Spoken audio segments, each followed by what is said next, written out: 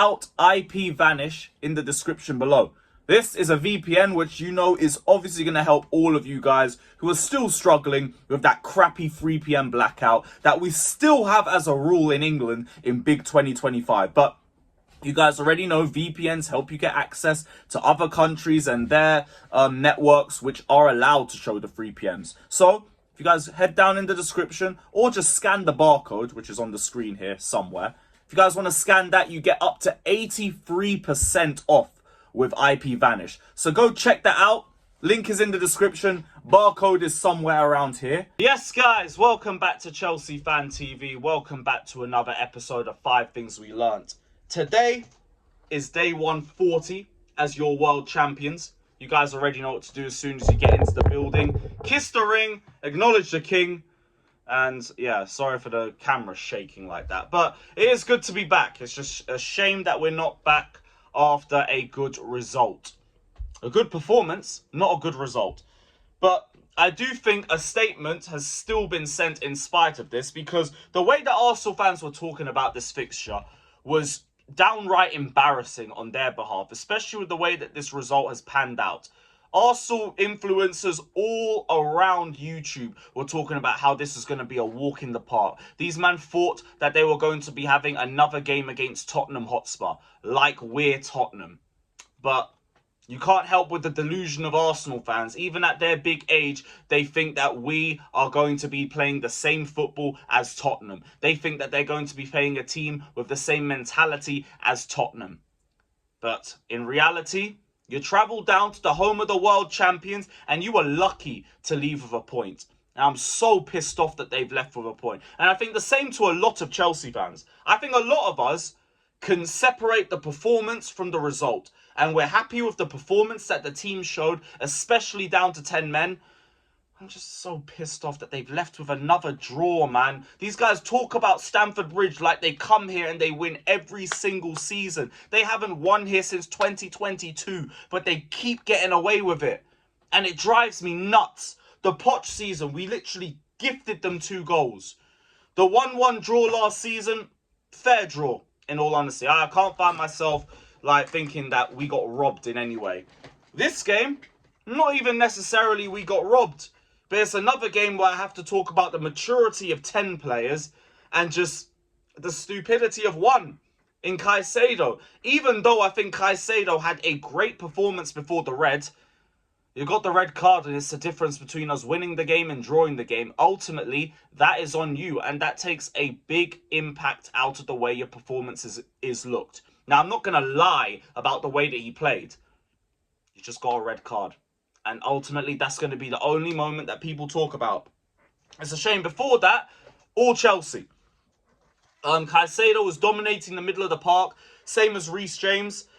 We're finding Estevao on the right-hand side a good couple of times. But just the final end product wasn't the same that we've seen from Estevao all season. You're going to get that. We're going to delve into that later. But the final end product wasn't good. He was scuffing a lot of shots and putting them over the bar. João Pedro and Delap, when he came on, I didn't think that they were great on the ball, but Delap did what he needed to do to help hold up play and to like relieve pressure from the back line, even though like he could have done a bit better for the goal that we conceded too. But ultimately, Chelsea were the better team in the first half. Silly red card completely saps the atmosphere from the crowd, but we get into half time, we come out well structured and get a goal immediately from a set piece. And the crowd is back up booming because now we're just starting to dream again. We're thinking, ain't no way we go down to 10 men and we beat the table toppers. And ain't no way it happened, because within 10 minutes, Mikel Merino equalised off a header. Fofana could have done a little bit better, but with the same breath, have to credit Saka. Like, he only turns up with an assist once a year in the Premier League, but it was a good assist. It was a peach of a cross. Merino's going to do what Merino usually does. He's the only forward that I'm actually worried about when it comes to chances. But other than that, I thought Chelsea was structured very well defensively. And the first point I wanted to make is Maresca seems to be showing a lot more composure down to 10 men. Brighton, United, we went down to 10 men. Like, he completely shat his pants. This time, like, he kept outlets on the pitch. Estevao coming off, people are going to call it a stinker and hooked. It wasn't a stinker and hooked. Garnacho came on because he was going to offer us a bit more defensively. And him and Pedro Neto both helped us to control the wide areas. And they also gave us outlets for to bring the ball further forward. What we didn't have when we lost against Brighton and United was that exact point. So that was already an improvement. Liam Delap coming on, that was just to give us a bit more muscle to help hold up the ball. Yeah, he didn't press as much, but I think that was more of an instruction from the manager because we know Liam Delap is a presser. That's part of his game. If him coming on as a fresh player is not pressing his man, he's clearly been told not to do that. So that was from the manager because I think he wanted to just keep his shape. And although I think Delap had some lazy moments on the ball, which might have led to the goal that we conceded, I think overall the idea made sense. So the first thing I need to say is big up to Maresca for like being a bit more composed down to 10 men. This is where you start to see the improvements from the manager, because a month or two ago, he would have shat the bed and so would the team. So simultaneously, I want to go to the second point and say big up to the players for running their socks off in that second half. Like, I am solely annoyed about the result because the way that we played throughout that 90 minutes, we should have left with a victory. We really should have. And it's so frustrating that we're not leaving with that statement. But with that in mind, I can only credit the players on the pitch for the way they handled that match. Enzo Fernandez, Cucurella, Pedro Neto, Garnacho ran their socks off. Trevor Chalobah, Wesley Fofana, that is our starting back two until further notice. Chalobah plays at his best when Wesley Fofana's right next to him. And Wesley Fofana is our best centre-back when fit. I don't need to say it any more times. I feel like it's now obvious for us to see. But they all stayed composed. They all made sure that their structure was tight and compact. Maresca's instructions not to flood the box when they were trying to cross the ball in helped us to stop them from being able to deliver those crosses into the box from wide areas too. And the tactics during corners of leaving three players out within the centre circle meant there was more space for Sanchez to just deal with all the aerial threat by himself. Which is a lovely segue to the third point. Robert Sanchez, again, really, really good performance. Helped start a lot of quick counter-attacks in that second half. Very composed with his decision-making. You only see one bad moment from him. And to be honest, it's getting to a point where, again, I want to say it quietly, but I'm not really worrying about Robert Sanchez anymore. And I don't know, like, when I'm, like, mentally going to get to a point where it's like, yeah, Sanchez can stay. I'll believe in you through everything. But I do like the journey that Sanchez has taken us on this season. Like, I'm not at a point anymore where I'm thinking, don't give the ball to Sanchez. Or if I'm watching the game and Sanchez has the ball, I'm screaming past to a blue shirt. I'm not at that point anymore. And then with the cross-claiming, the diving saves that I was seeing in the first and the second half, he's warming to me. Slowly but surely, he's warming to me. Just keep it going. It's to a point where if he makes a mistake that's leading to a goal, I'll criticize him for it, but it's no longer going to be a get out of my club thing. Because, like, you're building a lot of credit right now. A lot. And to some Chelsea fans, there's still going to be a lot that you need to build up because of how the last 2 years were.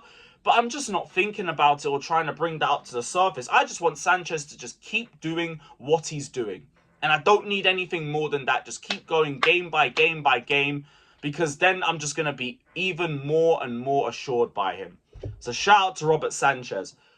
One player that we obviously need to talk about was the man that was so bored of the right-back debates, he turned it into a midfield debate. And it's man like Reece James. In a game where the spotlight was on Caicedo and Rice in the midfield, James said, yoink, I'm going to take that too. What he did after Caicedo got that red card is captain fantastic material right there. He was doing the right back job and the midfield job by himself. And this has to go back to Maresca again, because I need to credit him, number one, for keeping Reece James fit to this point where the whole world can unanimously see how good he is on a week-by-week basis again. But also, for ignoring all the bullshit from fans last season about, oh, why is he playing Reece James out of position? Why is he playing Reece James in the midfield? Maresca understands this team. He understands how to get the best out of these players. And if you don't know it, you're going to get to know it by force. This is yet another thing that Maresca got spot on. And Reece James is reaping the rewards of it. He is fitter than he has ever been in his career. And he is showing out week in and week out. And we are still protecting his fitness because he's not going to be playing against Leeds. Maresca is a godsend when it comes to protecting the fitness of some of our injury-prone players. Fofana has not had an injury this season. He had one concussion, and that was it. Romeo Lavia, God bless you, like, you're the anomaly right now. But the fact that we're seeing a fitter Fofana and a fitter Reece James is a testament to Maresca. Because every manager that Reece James has had has run him into the ground. Lampard, Tuchel, Potter, Pochettino, they all did it. And Maresca's the first one to actually take some serious care into these players' fitness. So big up to him. And big up to Reece for the game. Man of the match.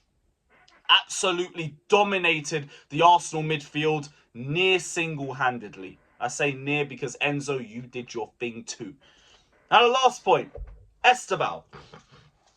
A lot of people are talking about his performance. Now, I said earlier the end product wasn't great, but I also thought that everything bar that was good. He created separation very well. His dribbling was good in build-up. His passing was good in build-up. His final shot wasn't great. And now, like, I'm seeing people on fan cams saying that they were disappointed with his performance. I'm not saying that, but what I am going to say is this is exactly why Estevao doesn't start every game. Because he's 18.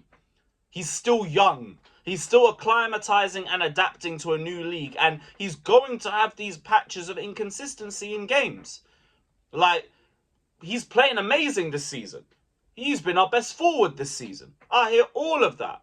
But there is a reason why one game he's starting, one game he's coming off the bench, one game you might not see him. It's about easing him into this league. Easing him into the intensity of this league. Now, I get why we started him. I get why he came off, because we had to go more defensive. But look, this is why you don't rush Estevao. And also, like, we're not going to say he played like garbage. He didn't. He didn't play badly. He had some bad finishing. We can isolate what the problems were. But that was about it. So I just wanted to touch on that. But big up to every single one of you that's locked in. Hit the like button, subscribe, all of that crap. And up the Chelsea.